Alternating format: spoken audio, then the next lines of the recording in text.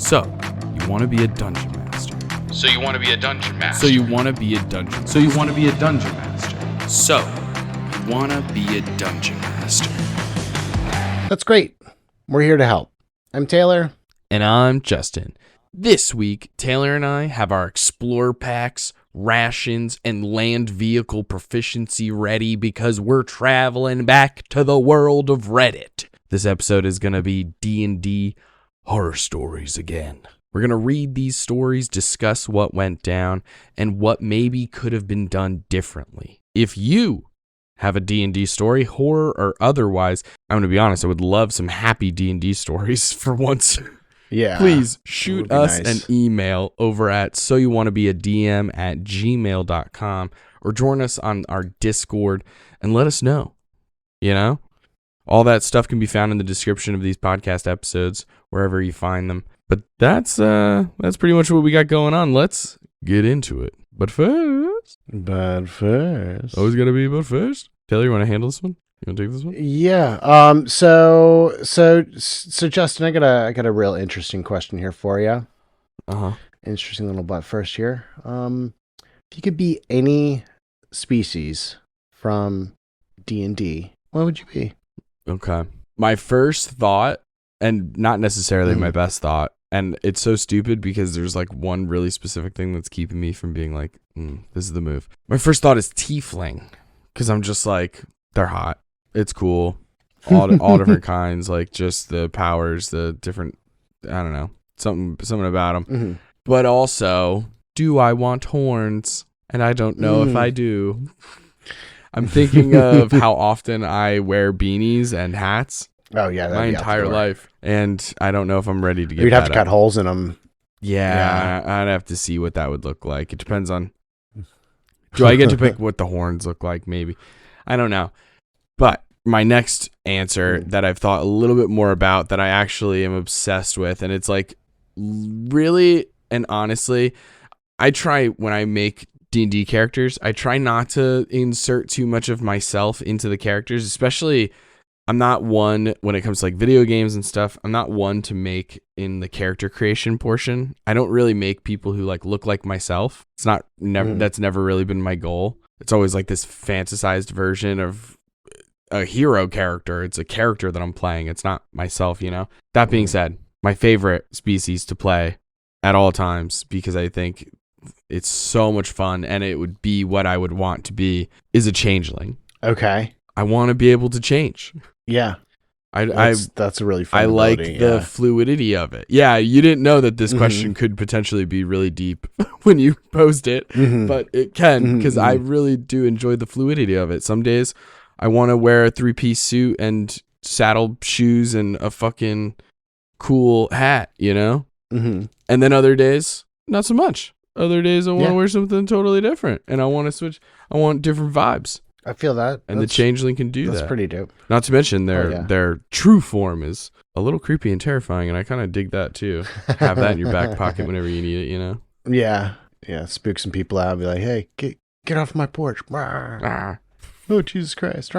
Also, I mean, really think about how fun it would be to be a changeling and be able to just fucking transform into all different kinds of people that you've seen. Oh, man. How fun. All the mischief. All the mischief you could ever think of are real. The pranks are that's real. a really fun answer. Mine feels kind of boring in comparison. But also I really would love to be a cat person. So Tabaxi for sure. My personality is very cat-like for the most part. I take a lot of naps. I like to spend most of my time. I'm like a night person, more nocturnal. Having dark vision would be freaking dope. Claws would be freaking dope. Yeah, true. Not crazy about the whole having a whole body of fur, but you know, I'd deal with it. I'd deal with it if I was, you know, a sweet cat person. Yeah, it probably would feel different. That would be way different. I imagine it's got to be. I mean, imagine to be, actually, think about that though. Imagine being a hairless cat person. like a Like a Sphinx Siamese cat. Are they called Siamese cats? That's not the type of cat that is hairless. It's definitely a Sphinx no, cat or they something do like have. that. Yeah, maybe. I don't know cat Quick, breeds. who can Google it faster? It's- Sphinx cat. yeah. Nailed it. Hairless. Bingo. Sphinx cat. Yeah. Okay. There, dude. I know my cats, dog. The Mr. Bigglesworth cat Hell yeah, from man. Austin Powers. Yeah. So good. Well, After that would be Mr. weird. Bigglesworth post. after losing post all the hair. cryogenics. Yeah. Yeah. Of course. We all know our course, Austin Powers naturally. lore. We all know Yeah. our Austin Powers lore, of course. Smoking a pancake. I say that expression so often, and I always am, or I will just, anytime I say the word tight, I almost always am like, tight like a tiger. Toy like a And I tiger. have to say it. And I'm like, God, Yes. does anyone know? Does anyone I around me can tell know? from your toy punch. Yo, Faja. Fasha. It's so funny, so silly. Okay, let's get into it. Yeah, How let's about do it. We got a lot of stories to cover here. Okay. Hey gang, we wanted to talk to you about something pretty important real quick. See, we have some really cool ideas for the future, but we need your help. You can do that by supporting us through our Patreon. At the lowest tier, you get early access to podcast episodes, access to episodes of Action Surge, our post-session table talk show, and entry into a private channel on our Discord server.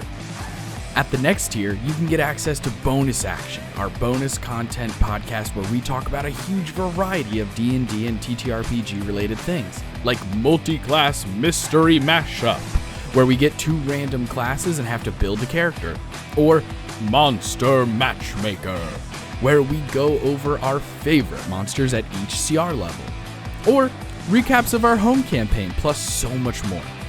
Joining the Patreon helps us continue to grow and put out content that gets better and better as we learn, improve, and try new things. So, check out the link in the description to join the gang today.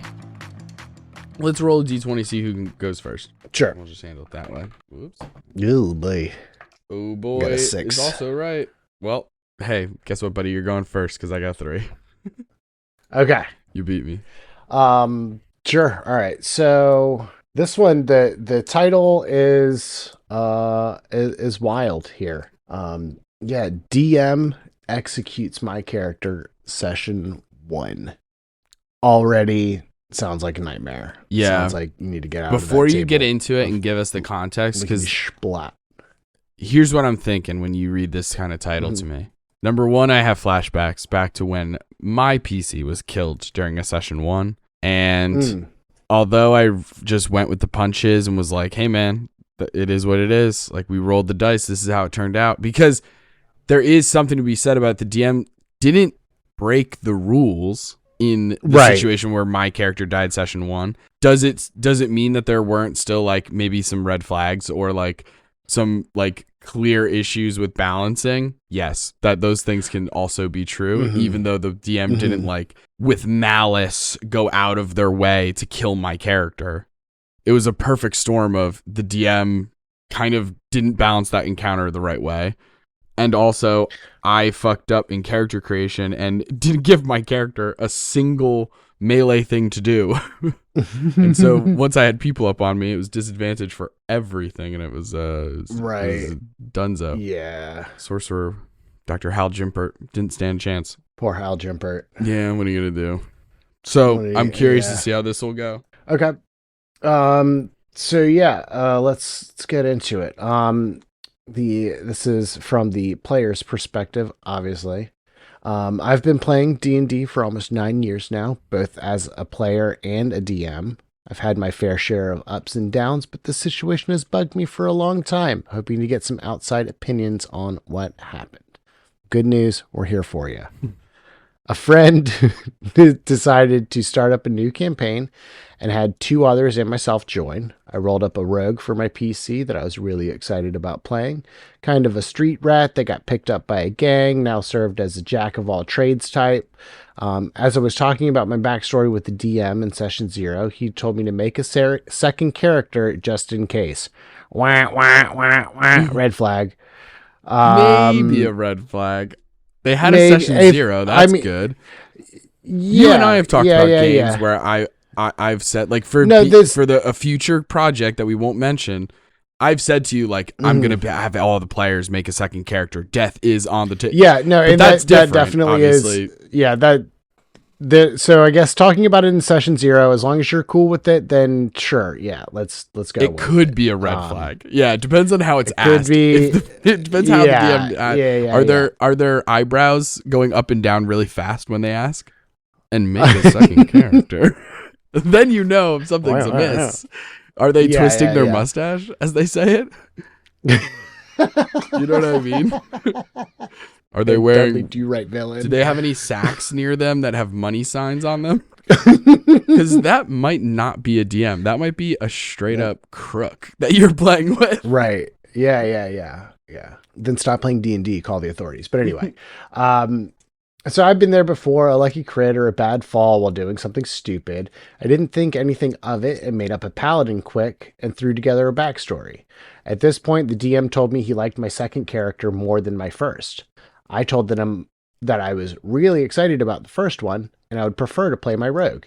He didn't fight it, so I thought that was the end of the issue. Cut to session 1.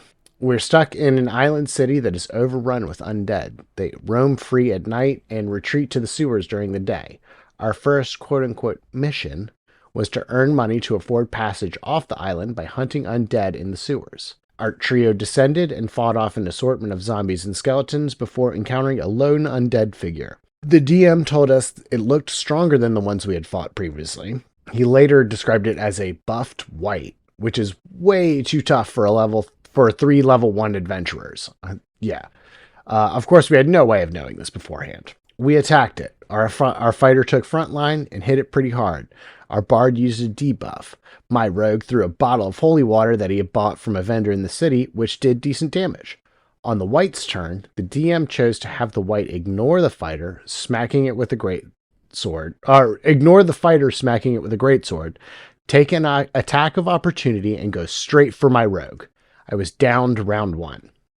The other 2 party members continued combat trying to finish the white. On its second turn, instead of dealing with the active threat of the 2 remaining party members, the DM chose to have the white execute my downed character. There we go. I kid you not. He described it as impaling my body on its spear before hurling it into a wall. Mm-hmm. Being level 1, this did more than my max HP while I was down, so I died instantly. Insane. Absolutely insane.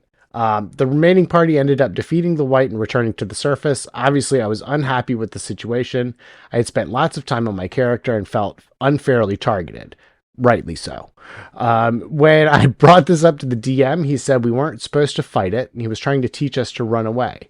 In my opinion, it's hard to run away from a fight when you're targeted and downed in the first round.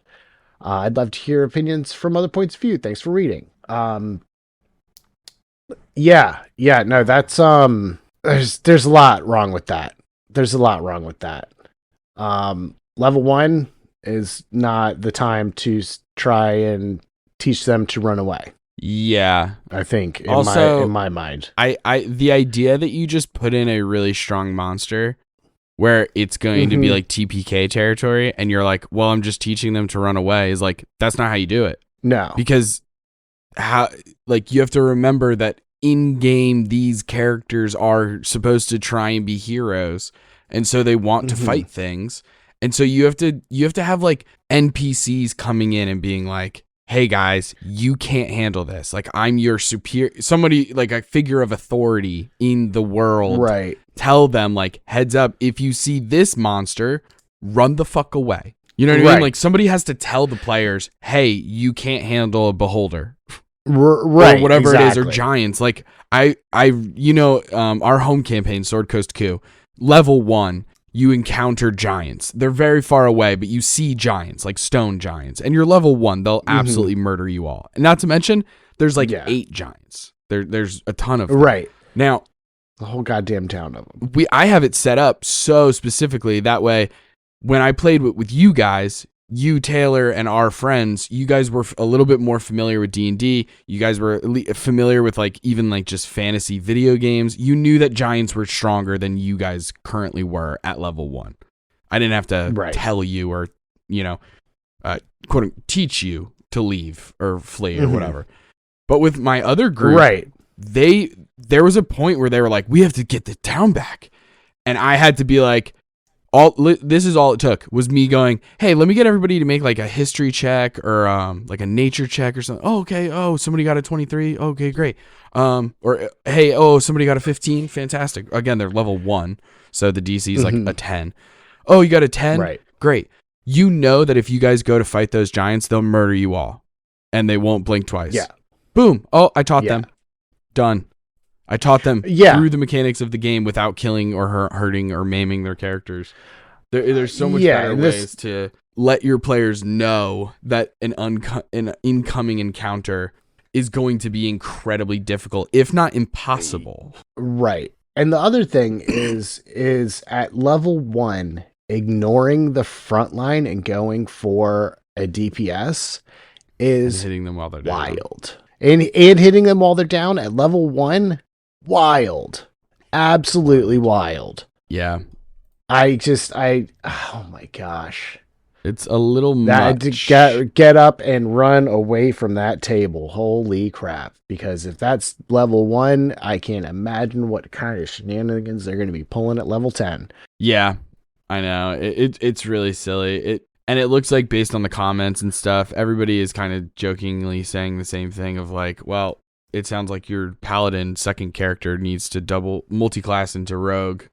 Or like hopefully they're the rogue's twin brother or something. So it's like because it adds a whole other element to this story. Faramir.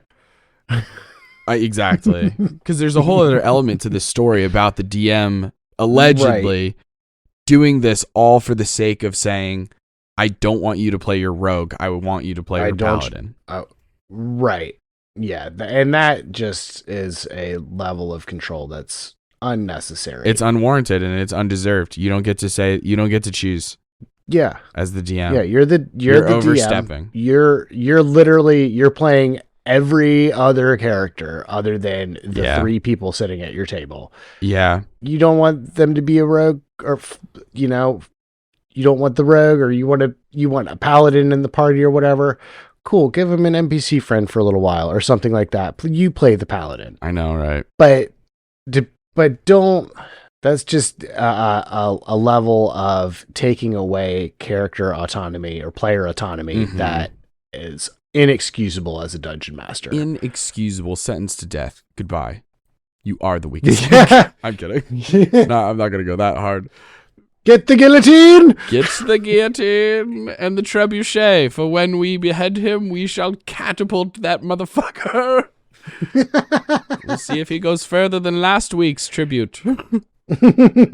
Sir Reginald, is the other head still out there in the yard? Yes, yeah, it lord. went 4 feet. Yeah, he went 4 feet. He was a big-headed fucker. No aerodynamics to speak of. Which was I thought the ears would help. It ended up weighing him down. No. Anyway, shall we move on to our next story? Yeah, let's do it. So, the short version, DM, you're wrong. Player, find a new table. That one's kudos for sticking it out. Fun. Yeah. I mean, what are you gonna do at that point? Really, really a shame. But okay, let's get on to our next one. The next one is, in terms of title alone, sounds a little similar. Because this one is DM kills my character for no reason. Okay, ready? The flare on this just says bad dungeon master. Bad dungeon master. Okay. So this one obviously comes from a player. This story happened a couple of years ago. Basically, it was me and I think 3 or 4 other friends. Typically, I would DM, and after my campaign fizzled out for whatever reason, one of my players wanted to try DMing. I helped him set up a campaign. The time comes for him to start DMing the campaign that I helped him build. I think we started at level 1 or 2, and I was playing a tiefling bard. The other players were, I think, a druid, a barbarian, and an artificer. After a couple of sessions, it was going pretty smooth, and we were having a good time. At one point, I had to miss a session, but was cool with them continuing without me. The next session I was there, I joined back with the party before we went into a dungeon. We went into the dungeon, and we were going through it like normal, just some puzzles, But before our first combat, the DM decided to tell me that since I was rusty, after missing a session, I had disadvantage on every roll in combat. Get out of here. That annoyed me, but I just went with it. I had taken some damage, but I figured I'd be fine because I usually play backline support. Eventually, we approach a big door, and I decide to enter the room, and suddenly, I get attacked by a big bird, and it takes me down to 1 hit point. The rest of the party makes their way in to try and help me, but the DM decides that, despite my teammates wanting to protect me and attacking the bird, the DM decides that the bird continues to attack me, obviously downing me. I'm a little baffled at that decision, but it's whatever. So I just start rolling my death saves on my turns, but the DM says the bird continues to attack me because it, quote, hates you, end quote. So it just hits me again. And I don't know if this is a real rule, but he said that it's an automatic 2 failed death saves. It is, for the record. We'll get into that later. I had succeeded my first death save, and I succeeded the next one after that, so I was hoping to hold out for one more round to survive. But for some reason, this bird takes a legendary action, despite that not even being a boss, not meaning to be a tough encounter, just a creature in the dungeon, and it kills me. I would hope, understandably, this pisses me off because there's no reason a DM should fish for a kill like this. I was just stuck spectating afterward and sat there for upward of an hour. After that session, I was barely invested in my next, I am assuming my next character, it doesn't say that, but I was barely invested in my character or the story because the DM set the precedent that he could just kill me out of the blue and remove my story from the rest of the campaign. I think the campaign ended fine, but I just had 0 agency for the rest of it. Oh, it kind of is the same kind of situation. There is a very, very limited set of circumstances that I, as a dungeon master, would continue to attack a player after they're down. Right. Also, that's some high level going play. past the front line and all of that stuff to go for the back line and, especially beat the back line into death. Yeah. To literal death is just, there's a very limited set of circumstances that I would do something like that. And it would not be without an out. I mean, I know in our tables, like our game, I've been a cleric the whole time. So we've had Revivify and Diamonds and all of that for the whole time. So that kind of takes some of the teeth out of character death. Right. But it's still like if that little safety net wasn't there, there's a lot of combats that I feel like probably would have gone a little differently because you wouldn't have been trying to actually physically kill us. That's one of the main reasons why you do sometimes is because we have that. Yeah, because I know that it's different. There's different circumstances. So, it's like I know you guys have backup nets. So it's it sounds like this DM was just mad they missed a session, which it does feel real weird. That it's like a friend. It's wild. One of the players. One of my players wanted to try DMing, so I helped them set up a campaign. And then they did this to them when they missed a session. And it's like, first of all, here I want to go over this kind of a little piece by piece. So again, this is one of those weird things where there is a couple of things where just like the DM went against the rules. And then there's a lot of it where technically, yes, this is in the rules. It's still a bad DM, but it is in the rules. So like, for example, the whole being rusty thing is bullshit. That's literally nothing. Yeah. That's something that unless it was brought up as at a session 0 house rule kind of thing, that is meaningless. Players miss sessions all the time. There's no set established penalty or punishment for missing a session. Yeah. That's crazy. So that's the first thing. Then we get into the whole, okay, we approach a big door. I enter the thing. I get attacked by a bird. That's all. That can happen. The bird brings me down to 1 hit point. That can happen. The DM decides that the bird is just going to keep attacking me instead of my friends who are also hitting it and stuff. Technically, could that happen? Yes, rules is written. Yeah. All of the rest of it could work rules as written. I just want that to be known. Does that mean that the DM isn't still being a dick? Like, you know what I mean? Right. Just because does you it follow make the them rules, not an asshole? does it mean that's my point? Just because you're following the rules doesn't mean that you're doing the right thing, and just because you break the rules doesn't mean you're doing the wrong thing. This one has both. This person broke the rules and then followed them, and still also ended is up an asshole. being a little bit of a jerk to their friends, so-called friends. I don't know, but I do. Yeah, I can't imagine their friendship did well after this. I do. I mean, low key love the fact that this bird is just like, no, it hates fuck you. That guy. It hates you. Fucking hates This you. big dungeon bird hates you, dude. Mm-hmm. Yeah. A giant kiwi. Again, like there's I don't know, just the thought of not having a backup plan or some kind of way to deal with death that's not just, hey, your character, all that backstory and everything that you kind of came up with and all the mechanics and stuff, and like, you know, I spend probably more time thinking about my build more than the character story sometimes.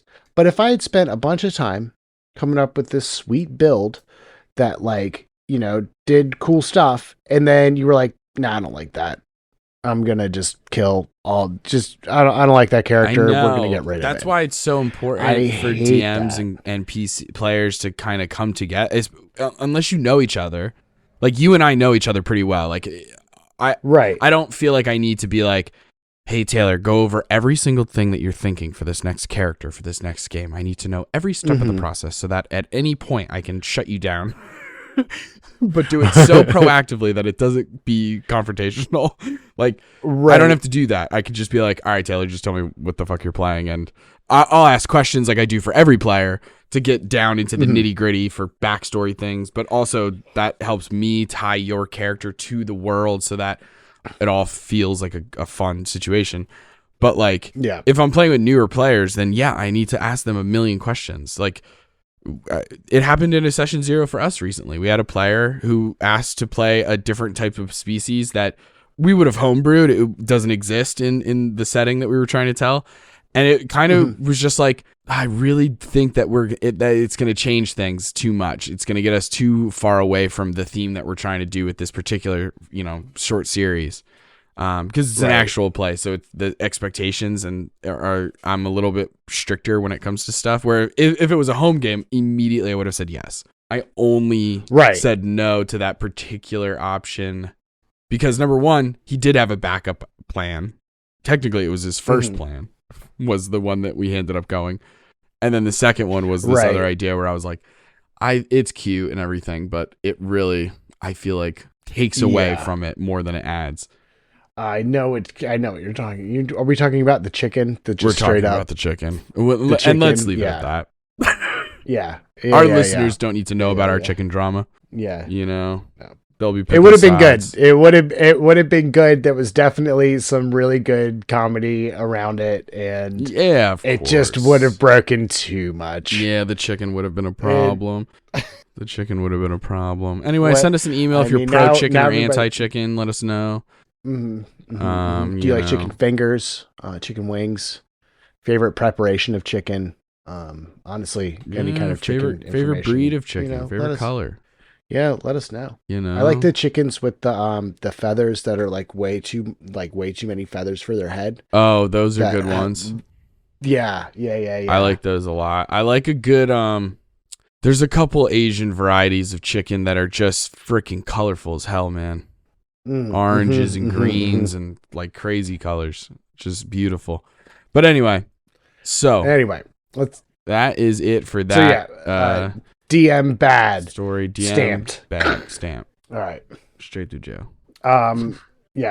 So the next one. The next one here is a chunky one. It is. Are you up to the challenge? Are you up to the challenge? Because the one right after that is the opposite of chunky. Okay. All right. Yeah. Let's do this. All right. So the title reads, "Fool me once, shame on you. Fool me once, shame on you. Don't. Yeah, no, this is off to a great start. I haven't even gotten through the damn title yet.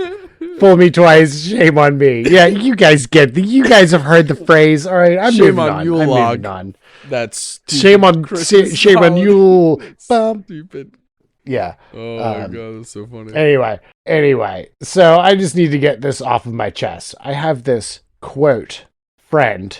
Ooh, off to a spicy start. Who I used to be really close with. We built a local wargaming group together. He introduced me to Warhammer 40K, and I got him into Dungeons and Dragons. I've been the DM for him, his partner, some of his kids, and my partner. The campaign has always gone well. Everyone is very visual, so I print them out items cards for loot, give out mystery dice bags, and 3D print minis for their characters and for monsters. I put a lot of effort into making this game fun and immersive. Good on you. We usually play this at his house since he has kids. And that means I carry around 4 bags every session with everything I need to run the game. I even modified a published module to be more combat focused because that is what they enjoy. Again, this sounds like great DM. Mm-hmm. Then things took a turn. Mm-hmm. Here it comes. Oh boy, here we go. All right, so we had a great session where they beat a boss, and I had them roll for loot. I used an AI-generated table that matched the items I had ready. Most players got decent stuff. You don't need. He got AI. a superior. Hold on, let me make a note so I don't forget that. I don't want to interrupt you and talk about other tools that you could have used instead of AI. Yeah. But anyway, later. Okay. Most players got decent stuff. He got a superior healing potion. Nothing wrong with that, but then he suddenly started ranting, saying that it was unfair and everyone else always gets better loot and that I was somehow screwing him over. None of that was true. The loot was randomized and his partner usually ends up with potions too. He stormed off and left the room. It got awkward, so my partner and I packed up and left. I figured I would give him some space to cool down, but instead of talking to me, he started stirring up other issues. Oh boy. Oh no. Out of nowhere, he posted in our 40K community group about wanting to charge people for every session at the club. This really caught me off guard because we had previously agreed to only charge enough to cover basic costs. The whole idea was to keep the hobby accessible and help it grow, not turn it into a money-making thing. We even had a meeting where we all agreed on this approach, so it felt like he was just throwing that out the window without consulting anyone. That bit, the fact that you guys had talked about it and all that stuff beforehand and kind of just trying to keep it accessible, I get. But there is a level of running games where, you know, if you're doing it on the regs and you're getting really kind of proficient at it, there comes a time sometimes when, you know, maybe charging is not a bad thing, you know? Because it just, but that's neither here nor there. We're moving on. No, yeah. It's a timing a little bit and like. Right. It's all the timing of it's really weird. And like, you know, maybe he should have started a new group that was paid or something like that. Yeah. You're part of the group. You right. Unless you're like literally the CEO or something different, like you right, can't just be right. making decisions like that. Right. So the next day I saw him walking out of the venue we used for the club, carrying a bunch of terrain. He told me he had cleared it with another organizer. I checked and found out that was not true. Then he said it was his terrain and he was taking it back. We were told it had been donated. I messaged the guy who donated it. He said it was a donation, but meant for the other guy to manage. So I let it go. But the issue is the guy does not communicate. He just acts without saying anything to anyone. Then he messaged our D&D group saying he was dropping out and we could no longer play at his place. He said his partner and kid could keep playing, but we had to find a new venue. That upset me. I do not like conflict, so I tried to apologize and work things through. Nothing worked, so I gave it time. Eventually, he started talking to me again and came back to play 40K. And after about 6 months, we started D&D again. We played 3 sessions and everything seemed fine. Then I heard from another organizer that he was again talking about changing the club venue. Once again, he had not mentioned anything to me. He had spoken to every other organizer except me. I was frustrated, but I stayed respectful. I posted in the group chat listing the pros and cons of moving venues. I did not shut down his idea. I just wanted an open discussion. Privately, he told me to get off my high horse. I was I was just trying to make sure that we communicated properly and made decisions as a group. If he had already talked to everyone else, all he had to do was post in the organizer chat and ask for a vote. I even offered to leave the group if I was causing so much trouble. Instead, he quit the organizer group again, said D&D could no longer be hosted at his house, and then blocked me. I'm just tired. I always try to be the one who apologizes and keeps things peaceful, but no matter what I do, it feels like I'm the one getting burned. All I wanted was for him to talk to the group before making decision. That's it. And somehow that makes me the bad guy. First and foremost, you're not the bad guy. He's the bad guy. This is but crazy. I understand why you would feel that way, considering this guy really just feels like, I don't know, this is screaming other shit going on in life other than this. Like, he's getting stepped on at work or something, I don't know, and he's got to take control somehow. No, this is crazy. It's like absolutely bonkers. It's so interesting because it feels like everything is fine until this one game where everybody was getting loot and the one guy got a healing potion. Right. But then he starts ranting, saying it's unfair, and then from then on, it's downhill. It's all based on this healing potion. What was in that healing potion? Maybe it is the DM's fault. No, I'm kidding. Maybe. No, I think here's the thing. All I'll say is this. You're allowed to be a little miffed when you get a healing potion, everyone else gets a weapon and armor. That's okay. Right. Because that is a little frustrating. Yeah. If you notice, I think in our home games, I almost always dish out the, unless there's an alchemist in the group, and then, potions, they love that shit.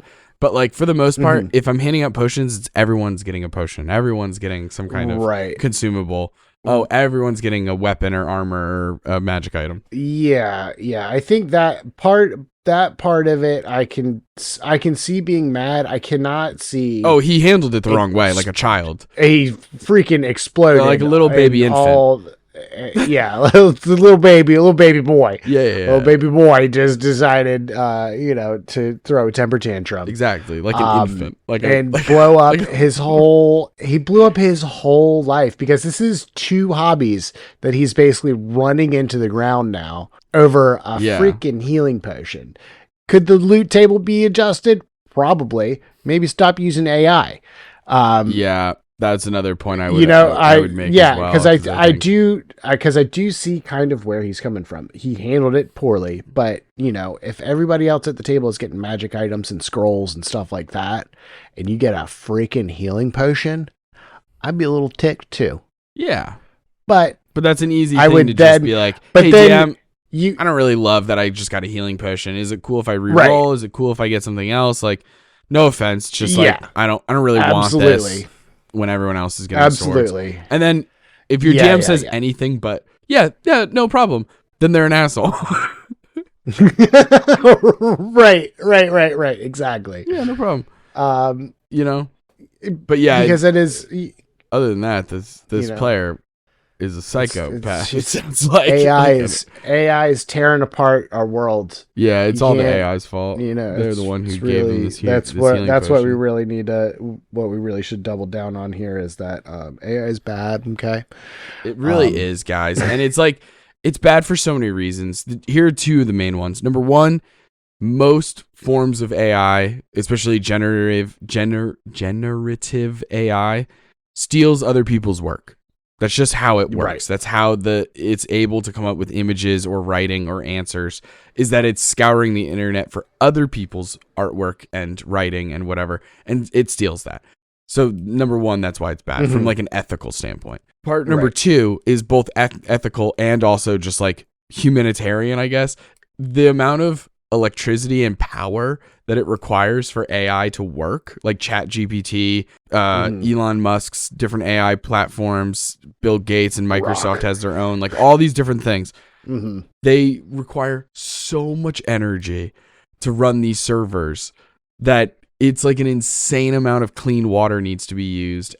They're so bad for the environment. Yeah. So those are like two legitimately good reasons. It's not good yet most of the time. Like, yes, there are parts of it that I'm sure are like, I guess helpful. I don't Yeah, fucking know. and but like most of the time it's not even good. You can do other things. For this thing, AI generated table that matched the items I had already. I don't understand. Yeah. So you had a list of magic items that you had ready and you just wanted to put them on a table? Like, you could just do that with a fucking Excel sheet. And then when they roll, you get it. Or like you and I, we've used that random wheel generator before to pick like the classes for multi-class mystery mashup. That's easy. You can hand out random things that way. I don't understand what this I don't person... know. I don't understand what the use of the AI generated table thing even is. Items using AI? Yeah, Yeah, I don't understand. understand. And if you're putting homebrew stuff in there, why is it just a regular damn superior healing potion? I know. But you know, I as a tech person and like a gamer and all that stuff, I wish that there comes a day when AI is not as problematic as it is. But in its infancy right now, and all of the way that it's run and the way that it's, you know, operates and all that stuff, it's just, there's a million other ways to do this other than with freaking AI robots. Yeah. Doing stuff. Use your brain, gang. Yeah. Use your freaking brain. Use your own creativity. Okay? We got to beat these damn machines. These freaking losers. That's right. We're freaking Skynet is real, and they're gonna kill us all. Freaking ones and zeros, man. Not up in here. Not at So You Want to Be a Not Dungeon up Master. in here. Never. But anyway, yeah, that's the story. I feel like we went on a tirade on AI there. But the short version is, you know, if you're unhappy with a decision at the table, there are a million billion different ways to handle it other than blowing up your favorite hobbies and your favorite hangout spots and all of that stuff. And I think part of this too is like, sounds like one of those people that rather than admitting that he was wrong, just kind of doubles down. He just wants to watch the world burn, Mr. Wayne. Yeah, exactly. Mr. Wayne. Some people. Yeah. I've been practicing my Michael Caine. That's amazing. I love it. Mr. Wayne. Some people. Yeah, you know, just we're all just talk. Just talk communicate, to your, you big dummy. Yeah, just talk big, like stupid a dummy. regular, rational human being. Everybody's human. Everybody makes mistakes. Everybody it's as far as, you know, we've obviously got a few people who just want to watch the world burn in these stories, but you know, for the most part, everybody in the D&D community, we're just here to have fun and make goofs. That's been I think I think when we read these stories, sometimes, Taylor, I feel like you and I mean, obviously we're both white, so we're already fucking basking in privilege, but we also are privileged in the sense of like, I read so many of these Reddit stories and I'm like, not in a million years. There's no chance. Right. Like, some of these are like, for 7 years, my character was killed, merciless. And I'm like, I wouldn't last through session 0. I would have canceled on so many of these people.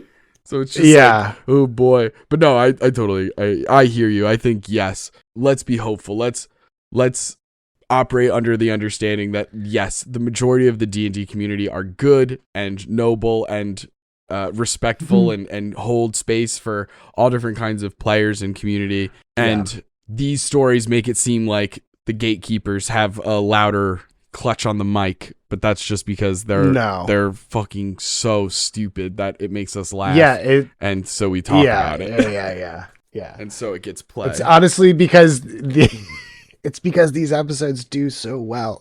Everybody wants to hear about. Yeah, everybody wants to hear how other people are fucking up at D&D. It's great. I know. It's which true. Like D&D is one of those things. It's so hard to mess up, but these people found a way. They sure did. Figured it out. Cracked the code. They sure did. Let's read another one. Yeah, let's get we into might the be next able to one. get into one or two more. How did this person destroy D&D? Well, here's the fun part: is the title goes a little bit like this. Mm-hmm. I suck at DMing, but that's no excuse for completely derailing the campaign and getting everyone killed. Oh boy, Like that. this one could go either way. I think. I know. Let's find out more. Is this DM's self-confidence issue warranted? Or is the player really derailing this campaign and getting everyone killed? Find out next week. Click here to find out more. Meanwhile, in the Legion of Doom, Solomon Grundy. Okay, let's get into it. The OP says this. For context, this is my first time DMing. But I wanted it to, for some reason, Taylor, I'm going to read this as if I'm a 1950s, like, ad man reading something for, like, traveling to Miami. Okay? Please do. I've been aching for an accent. Let's go. It's not even really going to be so much an accent as it is just a persona. So just picture 1950s. You're watching, like, one of those travel commercials for like Miami or like, but again, the 50s. So it's a lot of pastel pinks and stuff, right? Yeah, I'm there. Okay. I'm there. We got the Thunderbirds and stuff like that. Like, yeah. The big open top convertibles. Yeah. All right. I'm there. This is like the narrator's voice of the commercial. Yeah. Okay. For context, this is my first time DMing, but I wanted to give it my best shot. So I watched everything I could on the subject. I didn't want to railroad or handhold because that ruins the spirit of D&D. But my players weren't playing as characters. They were just playing as themselves. All well and good. A good character takes a good amount of work. But the problem is that they chose to go completely amoral. Literally every bad decision that they could have made, they did. Killed someone instead of negotiating? Done. Not apologizing and fleeing the country? Done. Slaughtering a town of innocents? Done. Now, if they wanted to be villains, I feel like that's something that should be discussed beforehand, but it wasn't. I even asked if they wanted to be the bad guys, and they said no. I want there to be... Too late. I know, right? I want there to be consequences, but holy hell, there's so many factions they pissed off, I actually can't decide. Here's a comprehensive list. The most powerful country in the world, the strongest man in the world, wild dinosaurs, the Mechanics Guild, every god, wizards, knights, parasites, Vikings, necromancers, and the Gun Guild. They all got themselves killed, and I had to bring them back, thinking they learned their lesson, but no. They went right back to killing innocents. So next session, I'm getting the main villain to kill them all and finally end this campaign. But I feel like this all could have been avoided if they were clear on their goals. That's the worst part. Miami. Yeah. So, it's too late. Like I said, I asked them if they wanted to be bad guys. They said no. Too late. Yeah, it's way too late for that. You guys have killed everybody. So, yeah, I just, so what do we do here? What do we do here? I have an idea, and it's honestly, it's the first or the top comment is pretty much my idea. Right. Okay. Is how I feel. This top comment, I think, encapsulates exactly how I feel about how to handle this. Again, anytime that we're reading these situations, obviously hindsight is 2020. We're not living in the situation. Sometimes these red flags, as obvious as they are after the fact, sometimes when you're in the moment, they're not. That's just a fact. Like we've all experienced that, where we've had players that we were like, yeah, this is my buddy. We play with him. He's fine. Everything's good. And then like 2 years later, you're like, I can't believe I played with that narcissistic piece of shit. How the hell did I put up with 2 that? years, How did I not see all the glaring flags? So like that happens sometimes. But this person, this top comment, I think is pretty solid. He says, you know, if you really truly hate this so much, which I get, I would too, you don't have to come up with a ploy to kill off the characters. You can just say, guys, the way you play D&D is not enjoyable for me as a DM. I gave you multiple chances, but it seems you're more interested in being murder hobos than playing a role-playing game. That's just not my cup of tea. So let's part ways and hope that we find players better suited for our interests. And then it goes on to talk about session 0 because this person didn't mention session 0 to bring up play styles, which could have prevented this entire thing. But now that it's happened, I agree with what that commenter said. I think at the end of the day, you just have to part ways. There's like, you can't stop people from being murder hobos if they're down for that. If that's really what they want to do and they want to live with the consequences and all that stuff. At a certain point, it's like, okay, this is just, that's how they want to play the game. Right. I mean, yeah, and I really do. It's okay as a DM.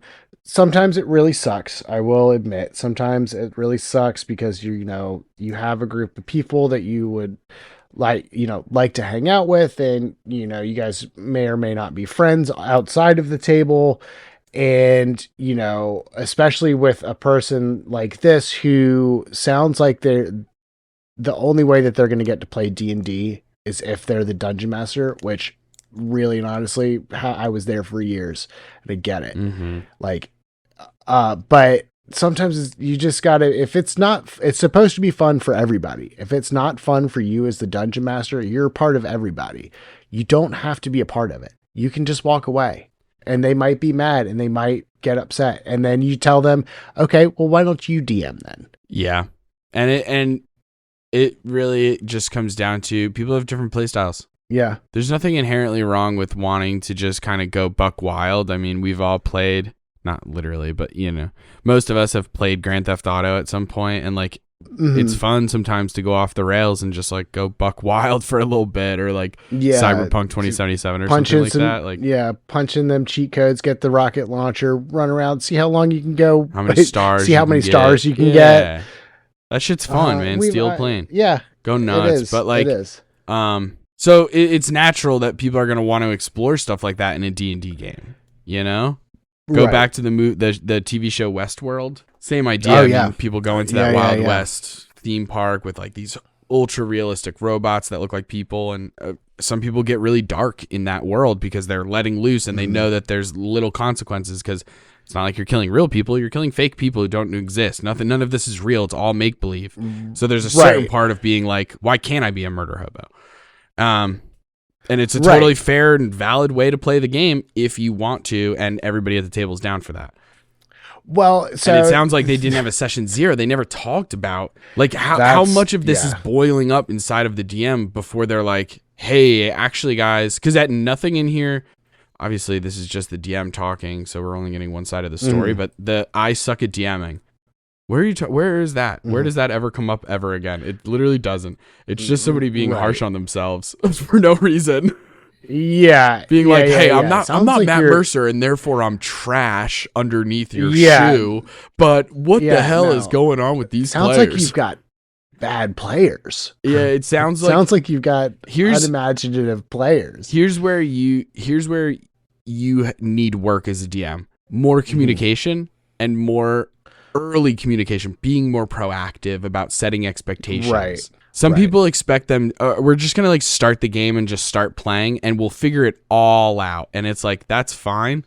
But it's so much easier if you're like, okay, cool. So you want your character to become a hero, and what's the arc you're looking for? Okay. Yeah. You want to do the hero's journey. Okay, cool. What about you? Oh, okay. You want to overcome your evil past and redeem yourself and sort of atone for your action. Okay, cool. And then you have so much more to like work off of and stuff. And it's just like, the idea that how was this never brought up? How were you surprised that they became murder hobos? I'm a little confused. Yeah. It's like, it really it seems like they were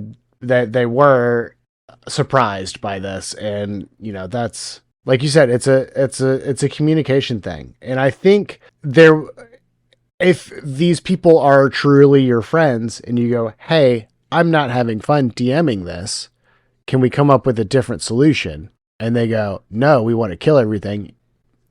Then, you have a whole different conversation on your hands of whether or not to even continue it. But like, yeah, I don't know, man. I wish we had more information on this one. True. It feels like the DM was a little sparse in how they were describing things. Because as far as communication goes, we get every bad decision they could have made, they did, which makes me think that they were always doing stuff like this. It's not like they started off all rosy and honeymoon phase and then became evil. Mm-hmm. They've always been doing it. Right. And then it goes into saying, now, if they wanted to be villains, I feel like that's something that should have been discussed beforehand, but it wasn't. Okay. Did you bring it up? Was it an option? Did you talk about all these kinds of things in the session 0 or pre-sessions? I even asked if they wanted to be the bad guys, and they said no. This is where I think it turns a little bit and stops being the DM's problem and starts being the player's problem. Because this proves that the DM, at the very least, now again, I do think they could have been more proactive. Yeah. Now that they haven't, and it's too late, now they have to be reactive. It sounds like they were. I asked if they wanted to be the bad guys. Now, of course, I would love to go into greater explanation, because it was something as simple as being like, oh, you're killing the fucking baker again? Okay, cool. What, do you guys just want to be the bad guys or what? If that's what the question was, then that's not sincere. But if you had a serious conversation of, hey guys, listen, you're killing every single innocent person. You legitimately can't be good guys. Like, this world has morals. It has a sort of justice system. You guys are getting to a point where the entire world, in terms of its people, its population, when they see you, they see villains because you're just killing, murdering people. Right. How can they see you any else? So let me ask you this, guys. Are we going to continue playing in this way? Because otherwise, we need to switch these characters to a different setting where killing isn't as big of a deal. Like, we can switch to a Star Wars kind of world where it's mercenaries and it's bloodthirsty and it's Anarch era and it's you know what I mean? It's crazy. It's chaos. Or you guys can straighten the fuck up and figure this out. get your shit together. Right. Do you know what I mean? Right. Yeah. It really is just kind of one of those things where it's like, okay, I mean, you say you don't want to be the bad guys, but you are the bad guys. I don't know that, I would hit a point where almost I would start having bad factions come up to them and be like, damn, you're pretty badass. We should join forces and murder and be show them kind of the black hat side of things, to get back to your Westworld reference, because that show is really dope. Oh, it's so good. Yeah. But, I don't know. Especially after, if it was handled hey, do we want to just do a villain campaign? Which, is something that is doable. It's just the writing style is going to have to be different.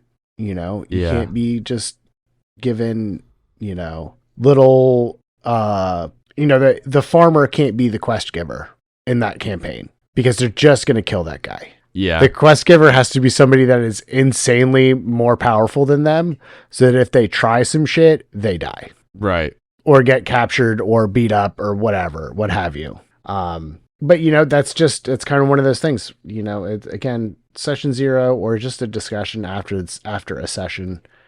Once you get to this point, it's definitely, okay, guys, we're done for tonight, but we got to talk about some shit.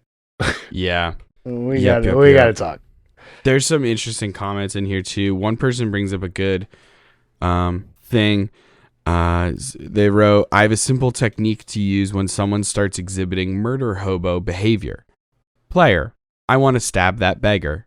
Me, why? Forcing them to articulate their reasons and continuing to ask why each time you hit a just because will either make them admit that they just want to be the bad guy or realize that they're being dicks. Fair.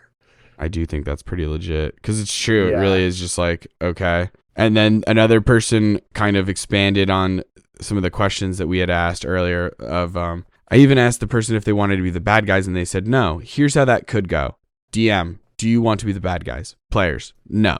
DM, in that case, you can't murder this person. If you want to be the heroes, you can't be worse than the villains. Right. And then they write, yeah. And I love this sentence. They write, agreeing on a type of campaign isn't railroading. Very true. I love that. And also, just because there are rails does not mean that's bad D&D. 100%. Is the other side of that. We've talked about this quite a few times. There's freedom in rails. There is having boundaries lets you come up with more solutions sometimes, especially as somebody with executive dysfunction. Like having too many choices is sometimes a bad thing. And then I'm going to just kind of do whatever the first thing that comes to my mind is. Yeah. And that kind of leads to unimaginative storytelling, which I find murder hoboing every town you come across and killing a bunch of people. I find that kind of unimaginative and unoriginal. I don't find it fun. Yeah. That's just me. I'm sure, if you think I'm wrong, you know what? Send us an email. So you want to be DM@gmail.com. Hop in the Discord. Tell me I'm dumb. Tell me I'm whatever. You can find me on all those platforms. Yeah, let us know. Yeah. Let us know. But I think you're right, though. I mean, I think at the end of the day, there's different play styles. I think it's fine if you want to go nuts and go absolutely crazy and try all kinds of shenanigans. I think there's a certain level of having a brand new player and being like, oh, okay, so now you're a spellcaster, you have magic, you've never had that before, you never played D&D, trying to cast suggestion on every single shopkeep. I get it. I get it. But yeah, eventually it's not going to work, and like there are consequences and stuff like that. And there's so many different ways. Every guild in the world, in every country, and strong heroes and whatever are your enemies, you've been doing a lot of bad stuff for a while. Yeah, no doubt. I can't believe you guys haven't been recruited by an evil organization, by the traveling team. Right. Hey, do you want to join the Twin County Blackjack? That's the name of my soccer team when I was growing up. I just doxed myself. Do you want to join the Twin County Blackjacks? We are at the MOSA level. Oh shit, traveling soccer. Hell yeah. That team was actually sick as hell because I had so much fun on it, even though I would throw up from running so much. But also, that was the coach that taught us how to foul. Oh, nice. So if the ref is over here, then you want to put your body in between them, turn this way so that he can't see you, and then pull on their shirt, pull on their shirt, pull on their shirt. And if somebody breaks away and it's just going to be them and the goalie, as long as you're not inside the box, slide tackle them from behind, get a red card. We don't care. That's called a professional foul, kids. Jeez. When you take the red card for the team because a breakaway is just, absolutely going to be a goal. But if you red card them outside the box, then it's still just a normal far away penalty kick. Right. Way better chance. We'll play with a man down for the next 10 minutes. It's fine. It was ruthless, dude. We weren't fucking around. That's crazy. It was so fun. And we used those skills. It was brutal. When I was in Taekwondo, we did Olympic style sparring, which basically is you have the big chest pad with the dots on it. Okay.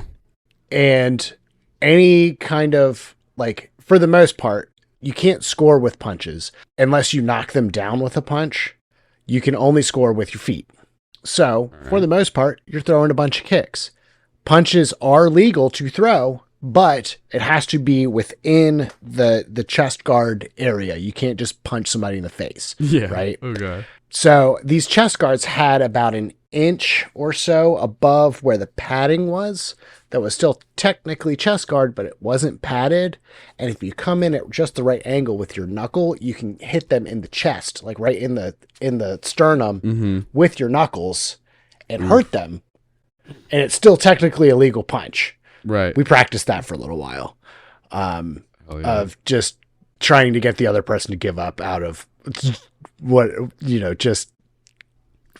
sheer lack of will to fight anymore. Dude, we would have gotten along in high school because I think we both played like what are considered out of the box sports, like not your average sport. We're not playing football or baseball or something. But I played tennis in high school, and when I found out that you win the point if you hit the other person with the ball before it hits the ground and everything. Like in doubles, started swinging straight for them. Dog, in doubles, it literally became a whole thing of being like, because I made the varsity team my sophomore year, and so it was all seniors and then me, a sophomore, and I was on the second doubles team on varsity. So it was just me and a senior, and then the rest of the team are seniors, So I was like, I looked up to these guys, and they were like funny and cool, and they had hot girlfriends, and, the whole fucking nine. Right. And we're tennis players. So we're supposed to be a little classier than the other sports. And like, I just remember me and my partner just constantly, like, when, you know, you go back to like the service line and you have a little chit chat, you know, and there were so many times of being like, dude, see how close that fucking kid is getting to the net? Show him what's up. Show him he can't get that close to the fucking net. Beam him with the ball. Yeah, sometimes you don't even have to beam him. It's just like they beam the ball at you, or not at you, but like across the net. Right. And then you just out of nowhere step in front of it, redirect it, fucking mirror that beam back at them. It was so fun, dude. I miss tennis. It was ruthless. But I was having like full meltdowns once I went from doubles to singles. And you're playing by yourself, where tennis is one of the most, it's like next to golf with like how mental the game is. Right. I mean, you see tennis players get frustrated, break their rackets, and all this stuff. It's so mental. It's all yourself. It's there's so many times where like the other person could be in a different country. They don't even have to be where they're supposed to be. They're not beating me. I'm beating myself. Like, I'm hitting it into the net. Right. I'm hitting it too far or whatever. Like, I'm double faulting on serves. And so you get so frustrated because you're like, it's all my fault. I can't blame anybody else but myself. I'm getting so frustrated. I'm making dumb mistakes. And so then you break rackets. So like I used to have to carry around 2 rackets at all times just in case. And then I got into a weird habit of like punching my racket, where I was like punching the strings because I didn't want to break the racket, because it got to a point where I was like, oh, I can't afford any more rackets. They're expensive, you know, like I literally just can't afford this anymore. I'm like playing with Walmart rackets at this point. And so I would punch the strings, and then I would cut my hand up and stuff, and it got really stupid. I had a serious anger issues with tennis. It was rough, but I still miss it. I still miss aspects of it. Playing doubles is a ton of fun, but it was, oh my God, dude, something about pelting somebody in the chest with the ball. What's up?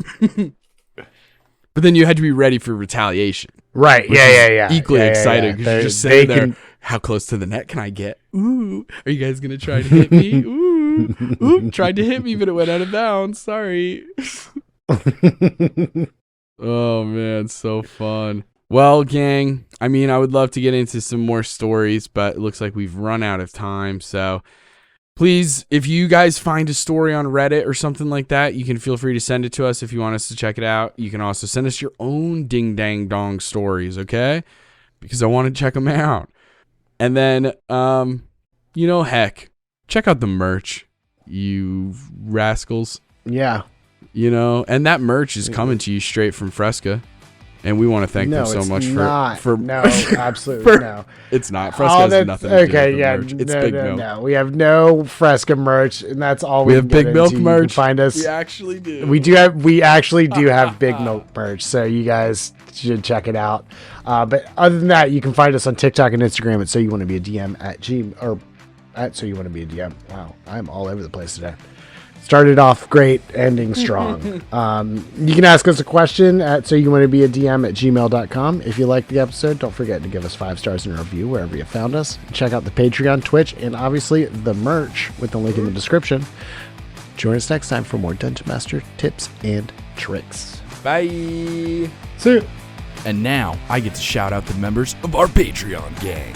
Nub Muffins, may Paylor's light shine upon you. And then there's Tappy, Molly, and Elijah. Thank you all so much for being members of our Patreon gang. Remember, you can find the link to that in the description of the episode. And also remember this. We love you. Thanks again, and tune in next time for more tips and tricks from So You Wanna Be a DM.